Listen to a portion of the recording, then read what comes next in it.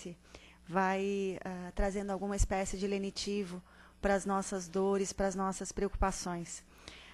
Durante o dia a gente passa por situações às vezes muito difíceis, muito penosas, e poder ter, é o que eu falo sempre, poder encontrar na casa um espaço de oásis onde a gente pode refazer o pensamento, o sentimento, encontrar uma forma, inclusive, de rever os próprios problemas, olhar com novos olhos, é uma bênção.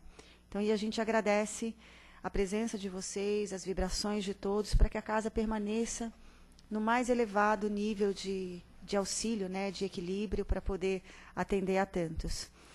A gente lembra que a casa está aberta de segunda a segunda, os horários estão afixados e também estão na internet. Também, em nome da casa, a gente agradece as doações feitas de alimentos em prol das 80 famílias que a casa assiste. Lembrando sempre que o alimento, que para nós não faz falta, não pesa, 1 quilo de algo, faz a diferença na montagem da cesta. E faz a diferença entre a família comer ou não. E todo mês é necessário esse amparo, porque todo mês as famílias comem. Então, a gente agradece muito todas as vezes que nós recebemos o auxílio, é menos um gasto que a casa precisa ter em relação a esses atendimentos. Então, muito obrigada a todos. Nós temos sempre alguns itens que faltam no mês, né? Tem uma carência maior. O que não quer dizer que sejam só esses itens. A casa agradece e recebe com muito carinho todos os alimentos. Esse mês, na ordem que eu vou falar, são os que estão mais necessitados, que é leite em pó, arroz, óleo, biscoitos e açúcar. Então, qualquer doação, gente, é muito bem-vinda e ajuda bastante as famílias. Como disse o Akio há umas palestras para trás, a emoção de quem vem receber a cesta, a emoção de quem sabe que pelo menos durante uma parte do mês não vai ter problema em alimentar a si próprio e aos seus filhos, só essa emoção já vale para nós como incentivo, como agradecimento, como exemplo e como proposta. Porque, como disse o Emmanuel, é uma honra para nós ter alguém que nos permita ajudar. Enfim, eu acho que eu passei os avisos da casa, então a gente já faz a nossa prece. Lembrando, nós temos, sim, quaisquer dúvidas sobre os cursos, sobre os atendimentos, as entrevistas, os trabalhadores podem informar e qualquer um que precisar passar pela entrevista é só chegar meia hora antes. Então, vamos fechar os nossos olhos físicos.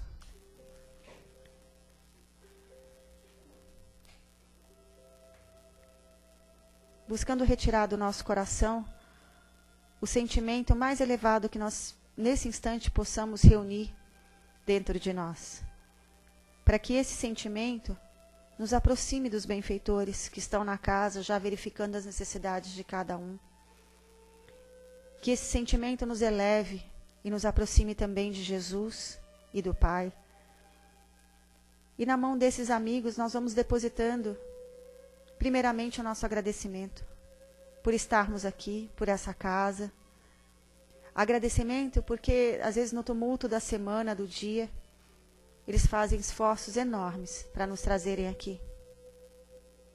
Agradecendo a Jesus e ao Pai por nos concederem essa encarnação.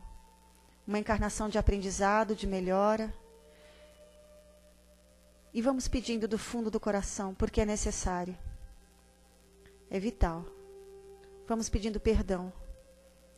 Não apenas pelas faltas que a gente comete, que são muitas, mas por todas as vezes que a gente fez algo de errado, sabe que fez e não conseguiu reconhecer e corrigir. Por todas as vezes que nós magoamos pessoas, que nós deixamos o nosso orgulho subir e o nosso amor diminuir. Por todas as vezes que trouxemos qualquer tristeza ao coração do outro.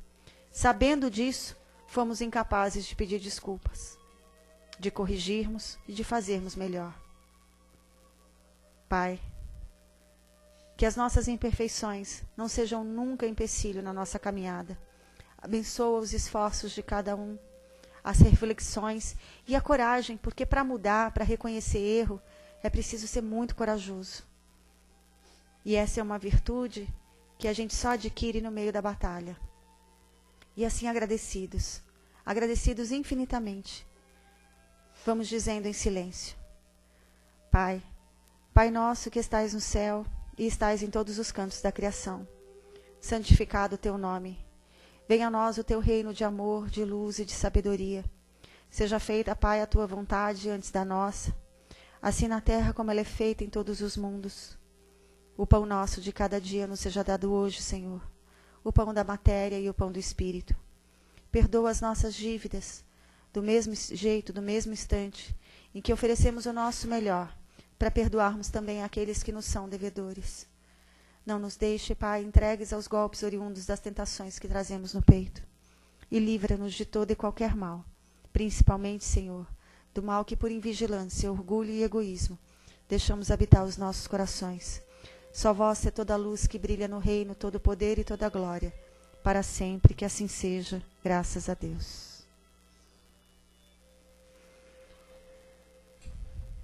Então vamos envolvendo com muito carinho o Amir, que vai fazer para nós a palestra de hoje, e abrindo os nossos corações para ver se algo do que a gente escuta se transforma em prática lá fora.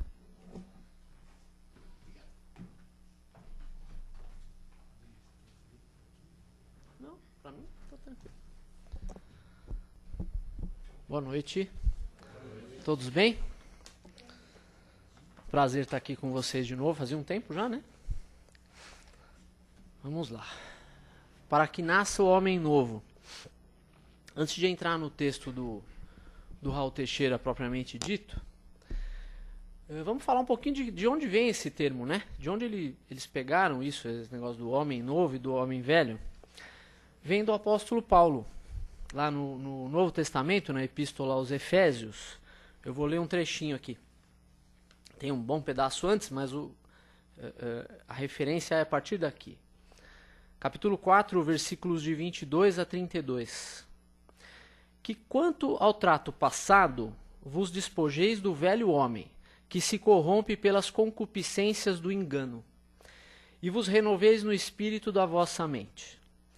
E vos revistais do novo homem, que segundo Deus é criado em verdadeira justiça e santidade. Por isso deixai a mentira e falai a verdade, cada um com seu próximo, porque somos membros uns dos outros. Irai-vos e não pequeis.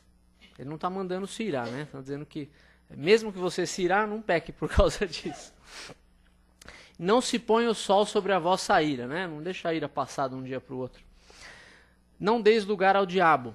Diabo entendido aí como opositor, né? Diabolos em grego significa adversário, opositor. Aquele que furtava, não furte mais. Antes trabalhe, fazendo com as mãos o que é bom, para que tenha o que repartir com o que tiver necessidade. Olha só, não é para você ter, para você só, né? É para poder repartir com o que tiver necessidade.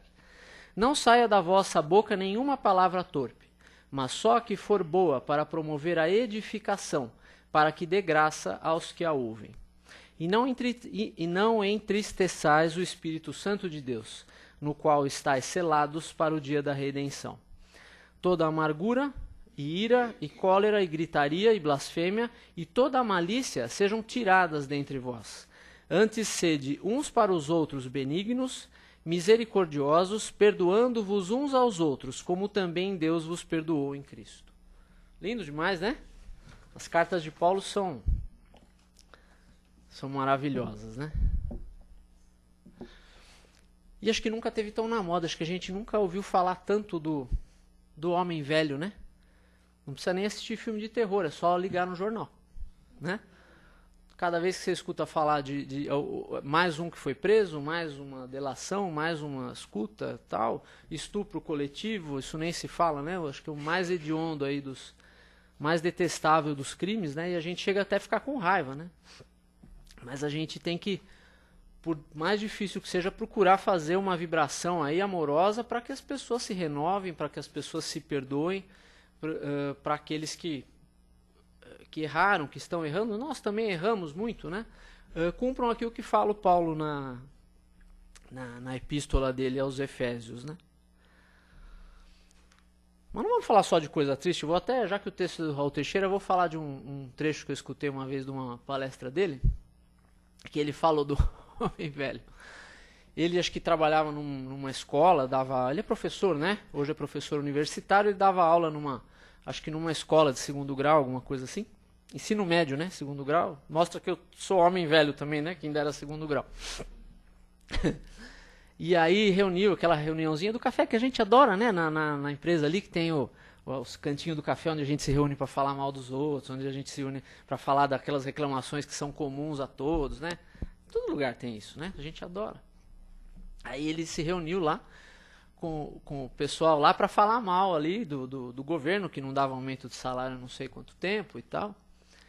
E ali, o que você acha disso, Raul? Eu acho um absurdo mesmo, que a gente tinha que ter aumento, que eles são os vagabundos, que eles são isso, que eles são aquilo, não sei o quê. Aí vinha outro, e é isso aqui, Raul?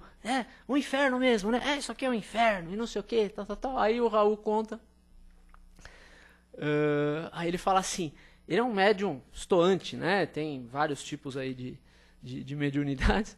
Aí ele fala que bem quando ele estava dando vazão total ao homem velho dele, estava dando aquela expressão total ao homem velho dele, ele vê o benfeitor Camilo, né, que é o que dirige os trabalhos espirituais dele, no corredor ali, olhando meio de longe para ele. E ele olhava, aí ele pensou assim, mas isso é hora de mentor aparecer, né? Bem agora que eu estava botando todo o meu homem velho para fora. E o mentor vinha andando devagarinho, né? E aí, Raul, e o que você acha de tal coisa? É como você acabou de falar, né? É um inferno mesmo. E ele olhando para o Camilo, eu preciso pensar melhor nisso. E vamos ver direito isso aí, outra hora a gente conversa melhor. E o Camilo se aproximando, aí o Camilo cochichou no meio da confusão ali da conversa. Falou assim, olha, esse dinheiro aí que vocês estão reclamando que o governo não dá de aumento, vocês estão ressarcindo de épocas passadas, onde vocês ganharam muito e trabalharam muito pouquinho, quase nada. Então agora vocês estão ressarcindo e ainda recebem uma ajuda de custo, olha que legal. Aí ele disse amém, parou de falar e foi, né?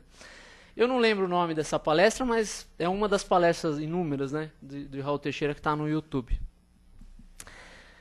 E no texto dele, aqui que a gente está estudando hoje, ele fala para a gente não se enganar, né? Para a gente não ter aquela sensação de que estamos com a evolução nossa realizada porque professamos determinada crença, porque somos espíritas, fazemos isso ou aquilo. Ele fala das pessoas que, por exemplo, têm um mau gênio, né? Aquela pessoa intratável, com temperamento difícil, e ela mantém, entre aspas, a fé, né? Porque isso não é fé, isso assim, é uma crença fantasiosa, fé é uma outra coisa, de que é protegido incondicionalmente, que nada vai acontecer com ele. Ele fala na pessoa que exagera na bebida, na comida, né, os exageros aí da gula, exageros aí da libido e tudo, e que faz, mesmo fazendo tudo isso, acha que Deus sempre vai lhe prover saúde, que o corpo vai ficar sempre legal, saudável, que vai ficar sempre harmonizada também emocionalmente, espiritualmente. E ele fala que tudo isso são ilusões, porque são desconhecimentos da lei de causa e efeito. Né? As pessoas que pensam assim, que às vezes nós, né, falando de nós, não somos os outros, somos nós mesmos que muitas vezes pensamos assim, por mais que a gente tenha conhecimento da lei de causa e efeito, é difícil vê-la aplicada a nós, é fácil vê-la aplicada aos outros. E isso faz com que a gente se esqueça que tudo é um plantio. Não é um dom, eu vou dar o dom da saúde para esse, né, como se Deus estivesse falando, vou dar o dom da saúde para esse, para aquele eu vou dar o dom da doença. Para esse aqui eu vou dar o dom da riqueza e para outro o dom da pobreza. Não. Deus não faz acepção de pessoas, né? Então tudo que nos chega é pela lei de causa e efeito, é um plantio. Né? Aquele vizinho barulhento é um plantio. A sogra difícil é um plantio. O filho, às vezes, também difícil, é um plantio. Né? Uma vez eu ouvi o Haroldo Dutra falar que um casamento feliz com uma sogra amorosa é um plantio de 400 anos para trás. Então, vamos começar a plantar hoje. Né? Então, o fato de estarmos, muitas vezes, numa religião, de termos determinada crença, de termos, talvez, a ilusão de determinadas virtudes que talvez pensamos ter, mas que muitas vezes ainda não temos, faz-nos pensar muitas vezes que a nossa semeadura é uma, quando na verdade ela pode ser outra. Daqui a pouco a gente vai falar um pouquinho sobre o autoconhecimento, porque ele é fundamental. A gente saber o que a gente está semeando. além de saber que tudo é plantio e colheita, né? Que não dá para terceirizar a colheita, né? Não dá para colher o que o outro plantou e não dá para os outros colherem o que nós plantamos.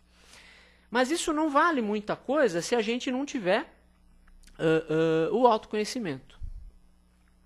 Ele fala aqui que os condicionamentos negativos, condicionamento é uma coisa que nós fazemos repetidamente, hein? Vamos pensar em condicionamento como isso, né? Porque erros pontuais é difícil nesse estágio aqui a gente não cometer, né? A gente ainda está num estágio ainda difícil, então a gente erra mesmo. A ideia é procurar não ser contumaz nos mesmos erros. Procurar aprender, se possível, com o erro do outro.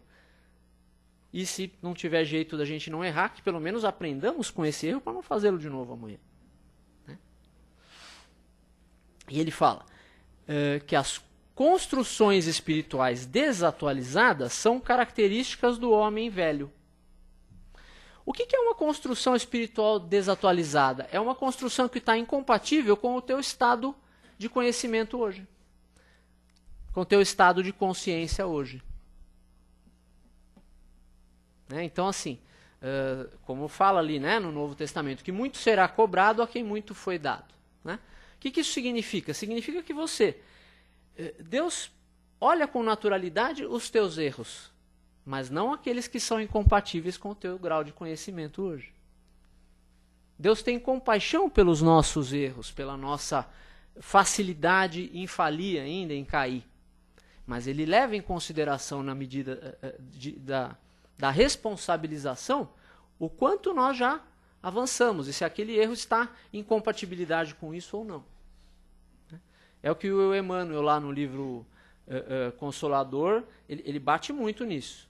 Né? Que assim, a gente tem que fazer as pazes com o fato de ainda estarmos errando. Mas tem que tomar muito cuidado, porque a gente às vezes comete sempre os mesmos erros. Né? Por séculos, repetindo padrões e cometendo sempre os mesmos erros. Vamos pelo menos trocar de erro. Né? Então, o Emmanuel bate muito nisso naquele livro Consolador. A gente recomenda bastante a leitura. Aí ele fala aqui que o homem novo renuncia a todos os vícios.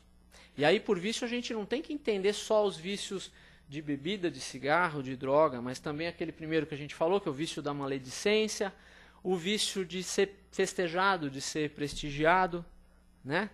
Assim, eu vou lá fazer a palestra porque eu quero que todo mundo adore a minha palestra. Não, você tem que fazer o melhor, independente do que os outros vão falar para você depois.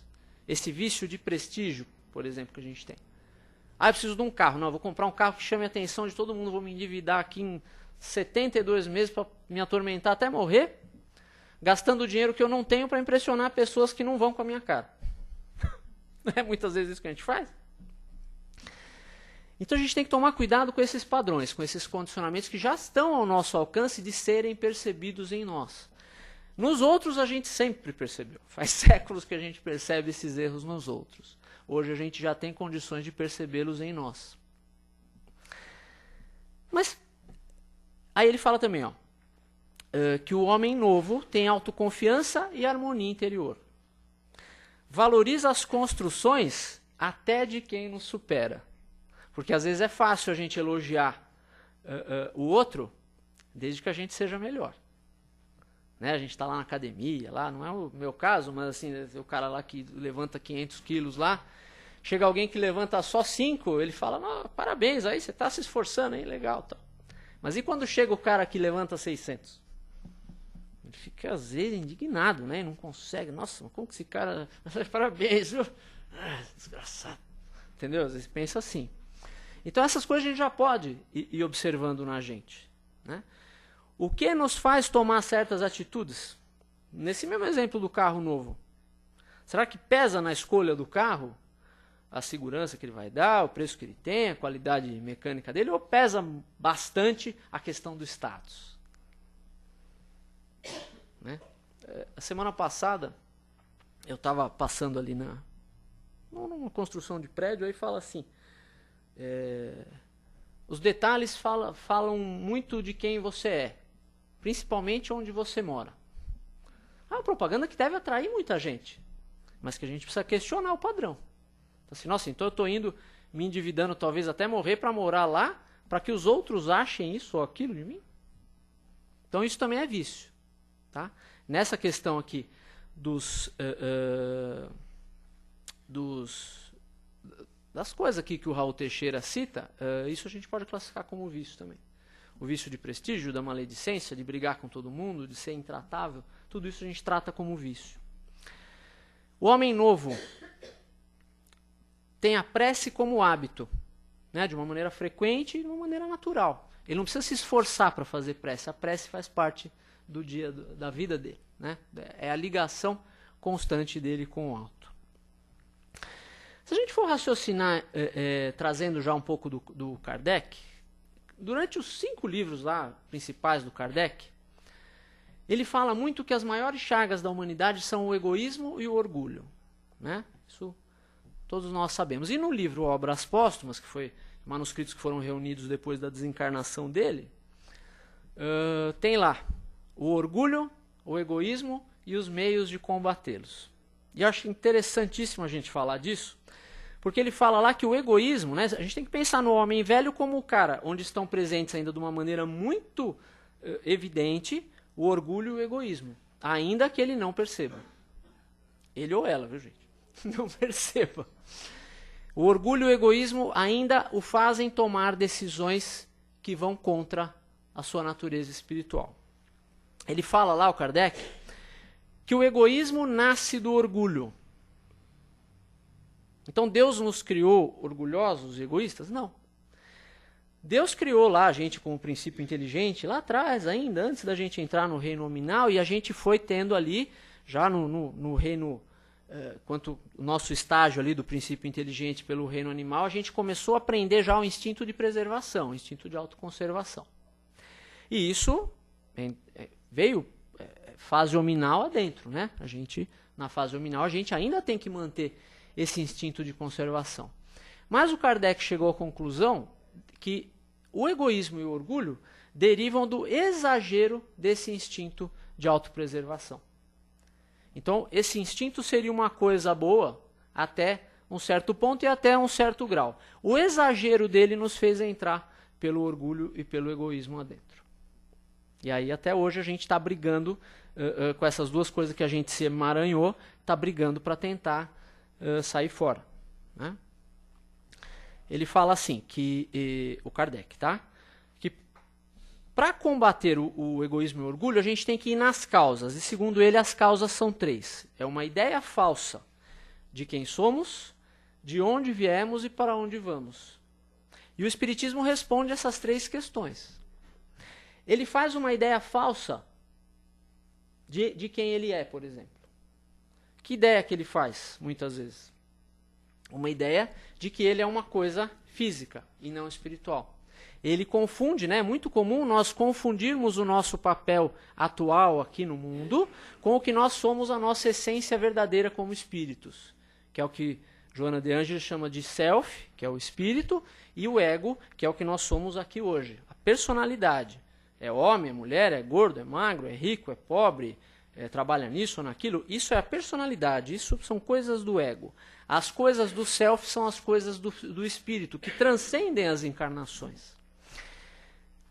Se o homem não tem consciência da sua verdadeira natureza, ele confunde essas duas coisas. E ele se identifica demais com os seus papéis aqui, ele acha que ele é aquilo.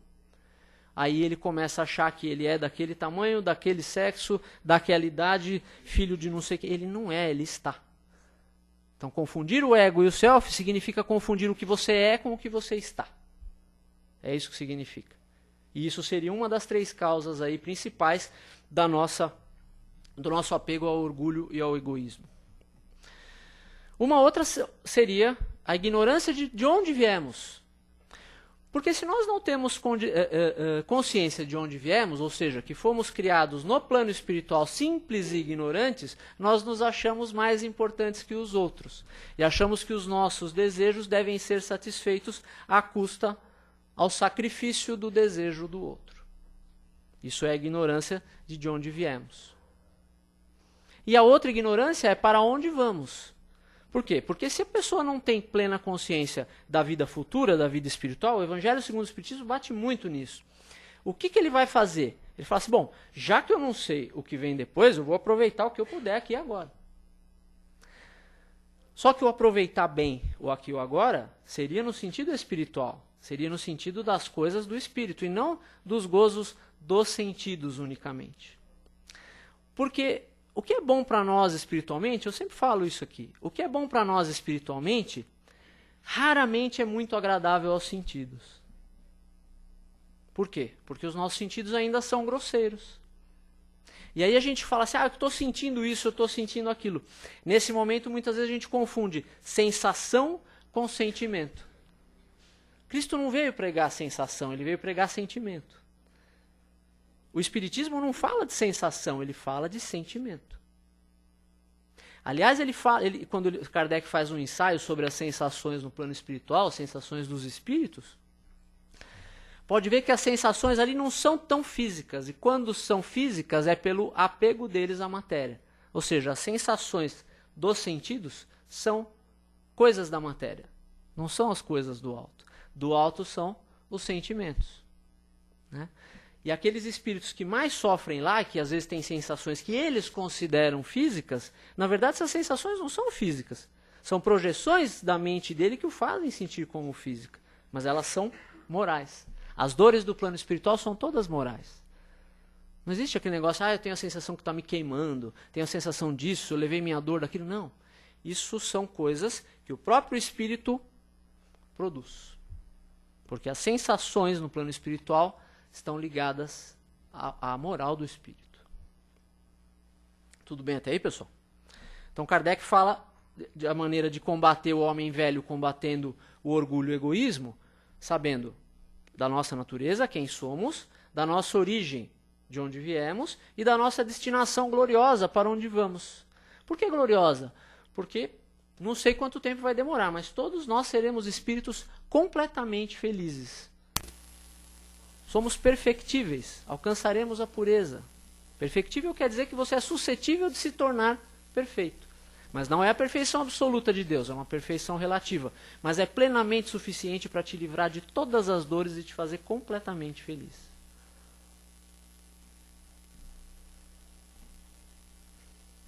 Então ele fala que a compreensão, o Kardec, né? Que a compreensão da vida, a fé em Deus, a identificação com a vida futura, mais do que com a vida atual, aqui do ego, muda isso. Né? E uma coisa que é importante, que eu estava pensando quando estava preparando hoje essa palestra aqui, é a questão da liberdade, que muitas vezes a gente confunde muito. Né? O espírito que possa se intitular o homem novo, você concorda que ele não pode ser escravo de nada? Ele é livre. Né? Você não foi criado para ser escravo. Então, se você é o homem novo, você vai se tornando cada vez mais livre. Livre até do homem velho que está dentro da gente. A gente vai se tornando cada vez mais livre. Mas o que significa ser mais livre? É satisfazer todos os seus desejos? Não. Isso é paradoxal. Porque o homem que é escravo dos seus desejos não é livre. Porque desejo é diferente de vontade. Desejo é uma coisa imediata aqui agora, né? Acho que todo mundo vai sair daqui desejando comer lá um bife, alguma coisa assim. Isso é um desejo, mas ele é temporário. Daqui a pouco ele está satisfeito. O que é vontade? A vontade são aquela listinha que a gente faz no dia 31 de dezembro para melhorar no próximo ano. Emagrecer, brigar menos em casa, ser menos tirano no trabalho, se importar menos se ofender menos com as ofensas que os outros fazem. Isso é vontade, isso não é desejo.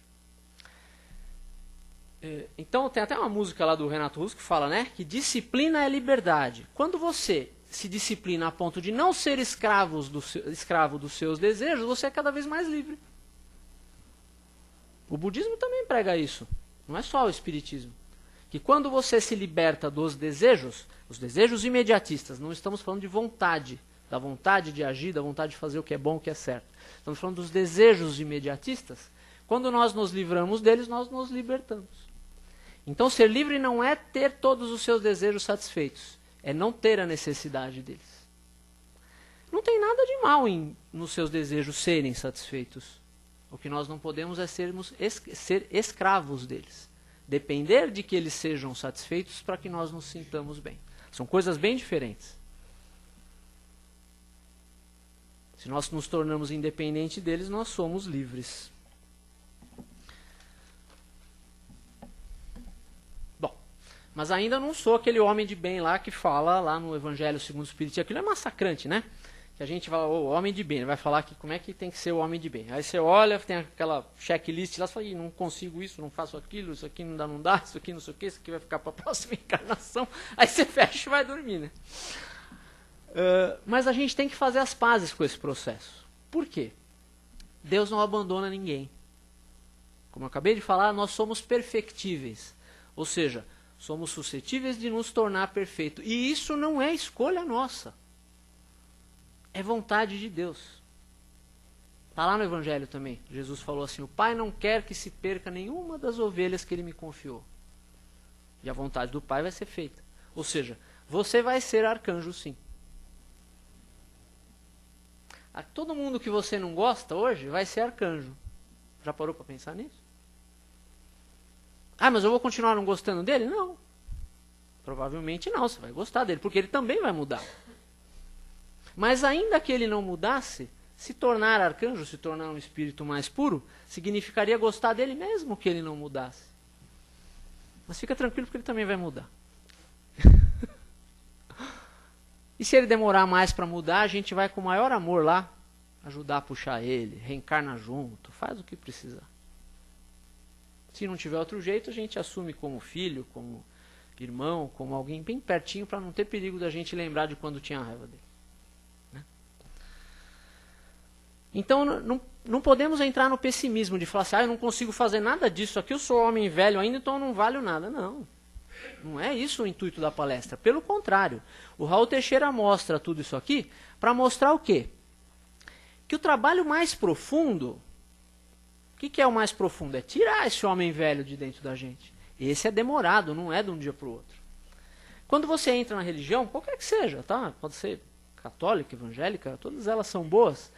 Mas quando nós entramos nela, às vezes nós nos entusiasmamos, tem algumas coisas que vêm imediatamente. A sede de conhecimento, né? A sede de entender melhor aquela doutrina, a vontade de agir no bem, de fazer caridade, de fazer as coisas boas. Né? Eu quero aplicar passe, quero dar a cesta básica, quero fazer isso, quero fazer aquilo, tal. Excelente. Mas a mudança profunda ela é mais demorada. Ela não é de um dia para o outro. Porque você não precisa mudar uma coisa só, você precisa mudar várias. A primeira coisa é mudar o ato. Ele não fala lá? Como é que é? Irai-vos, mas não pequeis. Ou seja, aquele cara que te fechou, bateu no seu carro, atropelou, o outro estava na frente, foi embora sem socorrer, você até vai ficar irado com ele ali, mas não sai correndo atrás dele para matar, porque vai complicar mais a situação. Então, essa mudança do ato. Vai ter que mudar depois dos atos, né, que a gente consegue já não bater mais na cara do outro, vai ter que mudar as palavras. Porque a gente às vezes fala, eu sou super franco, eu falo o que eu penso e tal, mas nem sempre que a gente pensa está na hora de falar.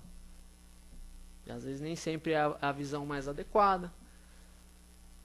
Agora que eu sei a verdade, que eu li todos os livros do Emmanuel, eu li o Evangelho e tal, eu vou falar a verdade para todo mundo. Cuidado, até a verdade precisa ser dosada. Você não pode chegar num atendimento fraterno, por exemplo, uma pessoa que está cheia de problema em casa, você chegar para ele e falar assim, olha, meu irmão, tudo aqui está aqui de sua assistência, aqui a fichinha da assistência e tal, mas olha, eu vou te falar uma coisa, tudo isso aí que você está enfrentando é culpa tua, viu? Ninguém tem nada a ver com isso, você que é um traste, você fez isso, fez aquilo, tal, está escrito aqui no Evangelho, tudo que a gente faz volta para a gente. Não pode falar isso, ou seja, até a verdade precisa ser dosada, ela tem tamanho, ela tem tempo, ela tem hora e ela tem jeito de ser falada. Né? E isso às vezes exige humildade, porque às vezes a gente quer esfregar a nossa verdade na cara do outro. Muitas vezes aquele que não comunga da nossa crença, que é de outra religião, fala assim, mas enquanto eu não converter esse cara, eu amo tanto ele, quero tanto que ele se converta, que se ele não se converter eu vou matar ele. Que isso, gente?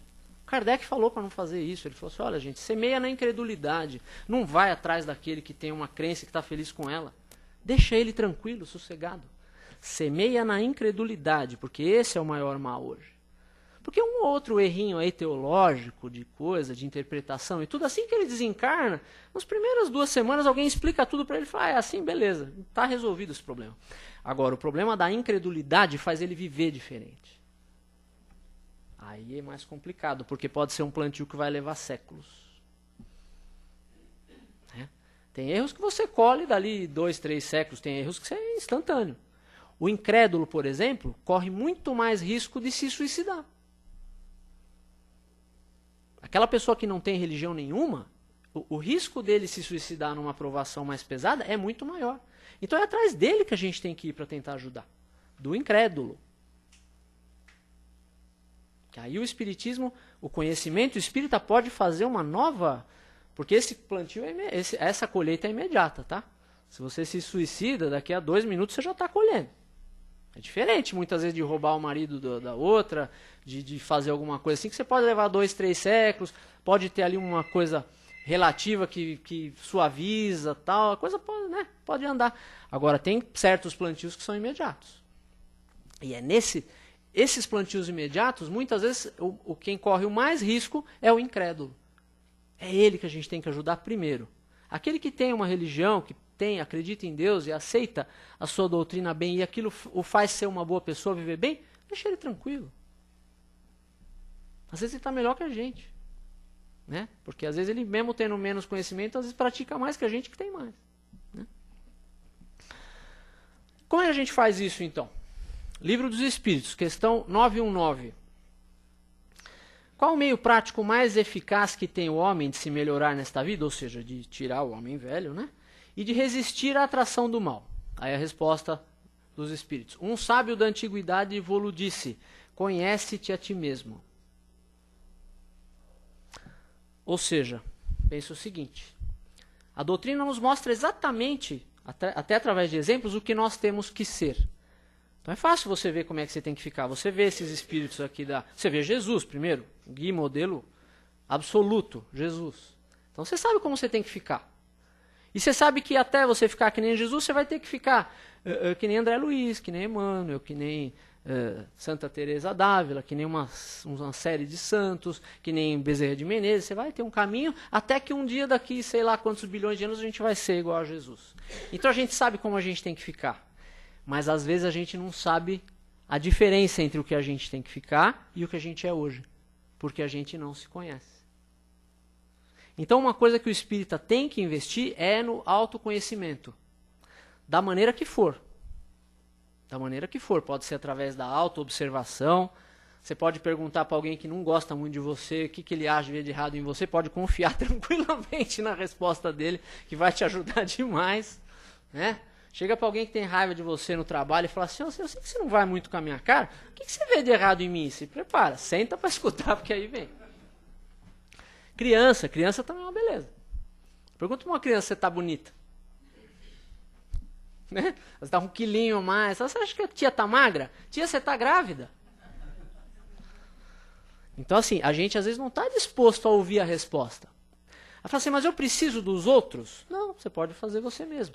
Desde que você tenha atenção plena no que você é, no que você faz, no que você sente, no que você pensa. Não, é fácil? Não. Não é fácil. Mesmo com a ajuda dos outros não é fácil. Porque aí vem o orgulho, né? Meu orgulho não deixa eu ouvir o que o outro fala mal de mim. E mesmo através da autoobservação, não é fácil. Porque é dolorido. Né? Apesar de não ser fácil, a gente também não tem que ficar pessimista, porque assim, não é fácil, mas vai ser feito um dia. Você escolhe a velocidade, você escolhe a trajetória, você escolhe o veículo, você escolhe uma série de coisas, mas vai ser feito. Ou seja, se nós seremos espíritos relativamente puros, o homem velho vai sair de dentro de nós. Então assim, não é fácil, mas uma hora vai ser feito. Se você puder acelerar o processo, se você puder respirar fundo, falar assim, não, deixa eu ouvir mesmo, de dentro de mim, deixa eu falar para mim mesmo, qual que é o problema? Por que eu me senti daquele jeito quando fulano falou aquilo para mim? Por que eu tenho medo quando acontece essa e aquela situação? Por que eu me sinto culpado daquela outra? Fala, nossa, mas isso faz parte? Faz. Ou você acha, por exemplo, que um espírito como... Vamos pegar um bem... Era Matilde, aquela do livro Libertação, que vinha lá de cima ajudar, né? Quem lê Libertação sabe do que eu estou falando. Você acha que um espírito daquele tem medo? Tem culpa? Tem maus humores? Ih, não mexe comigo hoje, que hoje eu não estou bom, hein? Imagina, gente. Tudo isso faz parte, não é só questão do erro que a gente comete com o outro, da ofensa, de tomar o que é do outro, de falar mal do outro. Não é só essas coisas exteriormente observáveis. Esse trabalho mais profundo que o Raul Teixeira fala de sacar o homem velho de dentro e trocar pelo homem novo, ele demora por quê? Porque é um trabalho mais profundo. De tirar também aquilo que não faz barulho nenhum. Que ninguém vê, que ninguém fica sabendo, só nós.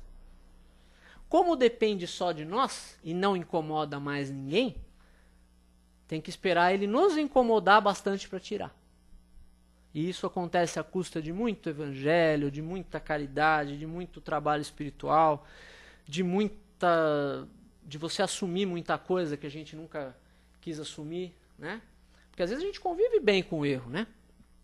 O Chico brincou uma vez, se eu não me engano, e tinha um cachorro chorando. Aí perguntaram pro Chico, acho que foi pro Chico, por que aquele cachorro tá chorando? Ah, não é nada não, é que ele sentou em cima de um prego. Pô, mas por que ele não levanta? Não, tá doendo o suficiente para ele chorar, mas não para ele levantar. Então, se a gente não tirou todas essas coisas de dentro da gente, é porque ainda não está doendo o suficiente, ainda falta um pouquinho de aperto ainda. O importante é que a gente não seja pessimista, né? Que a gente saiba que vai ser feito. É a vontade do Pai que você seja completamente feliz.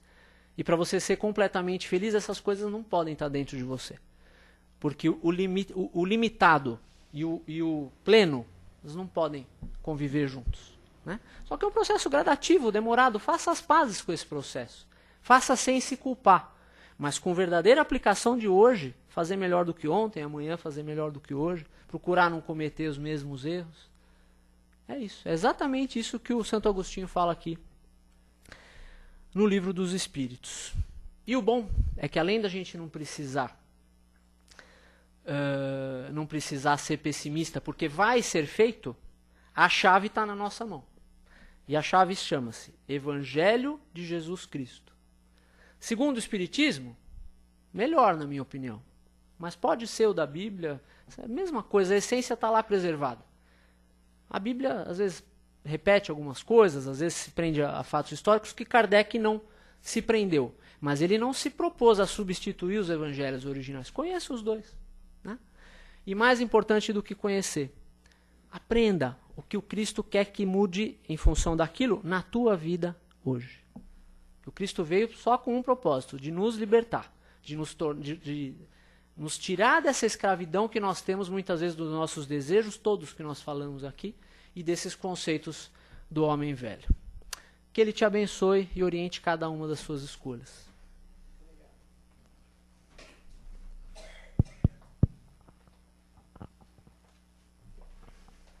Alguma pergunta? Dúvida? Mal-estar? Mal-estar estou eu aqui, porque eu não faço nada disso que eu falei para fazer. Alguma angústia? Falar é fácil, né? Fazer. Alguma pergunta? Bom, enquanto vocês vão pensando, eu vou fazer uma colocação só para uma... Gostei bastante, gosto bastante das suas palestras. A respeito de uma colocação que você fez no final, que é a questão da sinceridade. Espírita, depois que descobriu a noção de verdade própria, porque é própria, né? Cada um tem a sua. Ele se acha no direito de que ele tem que falar a verdade, doa quem doer, porque é a verdade. E eu gosto de lembrar para as pessoas que falam isso, duas coisas, e eu queria que você comentasse. Uma é assim, nem Jesus falou a verdade inteira, quando ele percebeu que a gente não tinha condições de entender. Ele avisou, vai vir depois. Uhum. E depois eu queria citar um caso do Missionários. Quando o Alexandre vai socorrer... Missionários é o Missionários da Luz, né, do André Luiz. Ele vai socorrer uma entidade, essa entidade é suicida e assassina. E quem pede por ela é a esposa, que está encarnada. E a esposa, você deve lembrar, está passando por situações muito difíceis. E ele leva essa moça em desdobramento para encontrar com o marido. E o André Luiz fala, mas ela vai saber que ele fez isso, que ele é isso, que ele é aquilo, nós temos que contar a verdade. Ele falou, não, o nosso objetivo é ajudá-la. Quando ela estiver em condições, e ele também, ambos vão se encontrar com a verdade. Agora não. Há momentos em que ela machuca mais, desequilibra mais, principalmente na forma como a gente coloca. Eu acho que eu aprendi isso de uma maneira mais pungente quando eu comecei a fazer o atendimento fraterno, como a Sandra faz aqui. De que às vezes você fica louco para falar a verdade para a pessoa, porque você sabe que talvez, se ela aprender por que aquilo está acontecendo, ela vai fazer parar de acontecer. E isso nem sempre é verdade. Né? Exatamente como você falou, nem Jesus falou toda a verdade. Porque a verdade tem hora, tem jeito e tem dosagem. Né? Então, assim, se você chega para uma pessoa que está em desespero, muitas vezes ela está machucada, maltratada, estragada pelos erros dela mesma. E a única coisa que às vezes ela não tem é culpa. Aí você chega e fala assim, você está estragada assim porque você mesmo que fez as coisas. Aí ela tem todos aqueles problemas que ela chegou e mais a culpa. Então, em vez de tirar um pouco de peso daquela pessoa, você acaba acrescentando mais. Quando a pessoa chega na academia, ninguém bota 40 quilos de cada lado lá e manda ela levantar. Por quê? Porque ele está começando, ele está chegando. Fala assim, olha, faz só com a barra hoje. Amanhã você volta, faz de novo, só com a barra. Semana que vem você põe meio quilo e assim vai. E aí daqui a, 2, 3 anos, ele vai pegar os 30 quilos lá de cada lado e vai fazendo uma boa. Por quê? Porque exige um preparo. Essa é a mesma razão que, às vezes, quando a gente desencarna, nem todos os espíritos entram em contato imediatamente com toda a verdade do seu processo reencarnatório. Porque, às vezes, a gente não aguenta nem, né, a nossa profundidade psíquica, às vezes psicológica, emocional, não aguenta nem os problemas atinentes à última encarnação que a gente acabou de sair. Às vezes, a pessoa fica num sono profundo lá, no plano espiritual, por muito tempo, até se refazer. E quanto mais dizer das encarnações passadas, que é onde estão as respostas para as perguntas que a gente faz hoje. Né? Então a gente tem que entender que a lei divina, ela é verdade, ela traz a verdade, mas tudo que vem da lei divina vem acompanhado da misericórdia. A justiça de Deus, né, que às vezes até essas expiações aí que vêm dessas lembranças, fazem parte da execução da justiça divina, mas elas nunca vêm sozinhas, elas sempre vêm com a misericórdia de mão dada. Se elas vêm com a misericórdia de mão dada, elas não podem ser abruptas, elas são gradativas. E o Pai sabe dosar isso perfeitamente aí na medida de cada um. A primeira, o que era que você falou? Você falou, essa foi a segunda questão dos missionários, né? A primeira foi? Ah, sim, exatamente a mesma coisa. Se nem ele entregou pronto. Exatamente. Que ia cegar mais do que iluminar? Às vezes não adianta você falar para um adolescente, por exemplo, eu costumo dizer, não sei se eu estou errando muito nessa medida, mas assim, eu costumo dizer que Moisés veio na nossa infância espiritual, Jesus veio meio que na nossa adolescência ali, e o Espiritismo veio já próximo da fase adulta, aí da maturidade. Esse negócio que eu falei do carro, por exemplo, né? Que às vezes não liga muito para negócio de status e tal, não precisa se endividar até morrer. Pega um carro que está adequado para você e tal, que você não vai gastar tanto. Tudo bem, não chama tanto atenção, legal. Você consegue falar isso para uma pessoa de 40 anos. Fala para um de 18. Você vai ganhar um inimigo.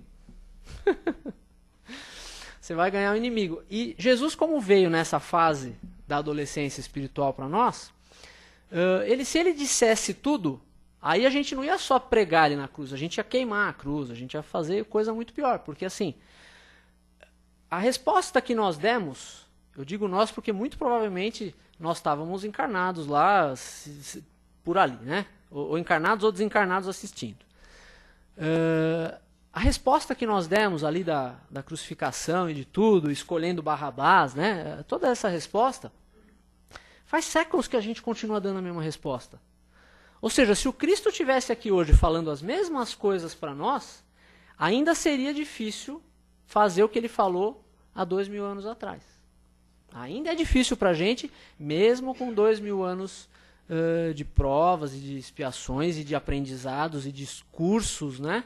De tudo isso. Mesmo assim é difícil. E imagina, né? Naquela época, a sede que a gente tinha de dar aquela resposta violenta. Né? Então hoje o que compete a gente é usar isso, né? Usar esse aprendizado aí da humanidade aí desse tempo todo e procurar não cometer os mesmos erros. Assim, na época a gente não conseguiu admitir que tudo aquele que ele falou era melhor para nós. Porque o evangelho não é para fazer santidade no sentido de ser bonzinho com o outro, é para ser inteligente. Por quê? Porque ele é um código de ética cósmico, ele vale em todos os cantos do universo. E ele não vem de um livro que o Cristo leu e passou para nós, não. Ele vem da experiência de bilhões de anos dele, vendo como aquilo funciona na lei divina em todos os cantos do universo, vivenciou aquilo e passou para nós. Falou, olha, está aqui, é isso que vocês têm que fazer. Né? Acho que é isso, respondi? Então tá bom. Obrigado, gente. Alguma pergunta, gente? Não?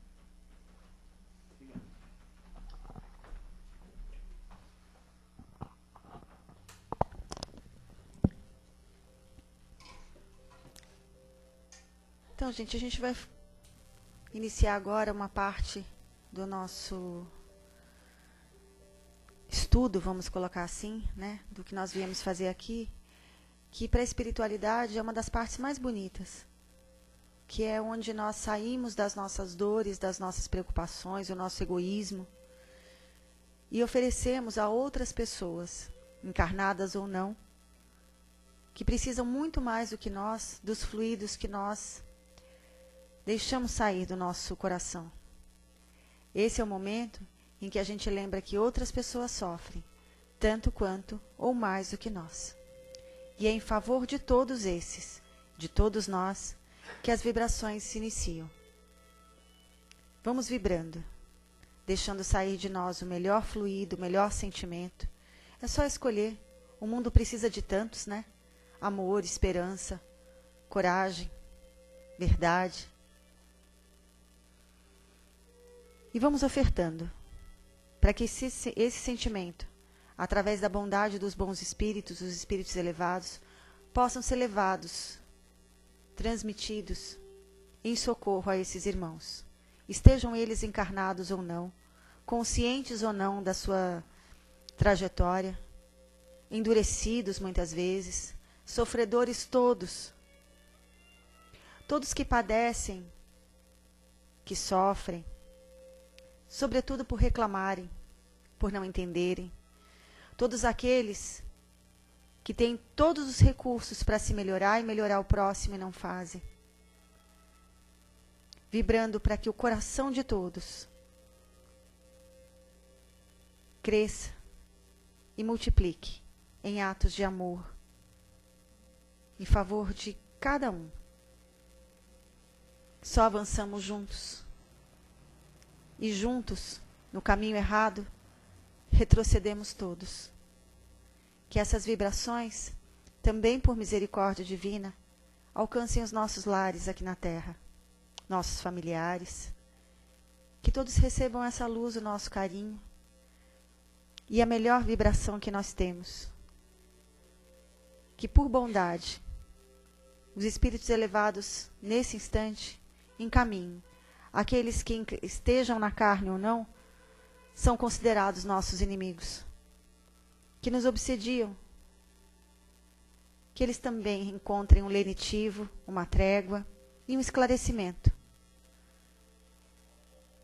E pedimos, Senhor, que uma parcela dessa vibração alcance os nossos corações. Como foi dito na palestra, sabemos já. É imprescindível que transformemos a encarnação do saber ao fazer, do fazer ao melhorar, do melhorar ao crescer, do crescer ao evoluir, e do evoluir retornar para ajudar todos aqueles que ficaram na retaguarda. Que Deus abençoe cada um de nós nas tentativas e nos inúmeros pontos de trabalho que nos toca fazer. Graças a Deus. Então vamos permanecendo em silêncio, porque é uma parcela do tratamento foi feita agora durante o Evangelho e a outra parcela é colocada para nós por misericórdia dentro da sala do passe. Obrigada.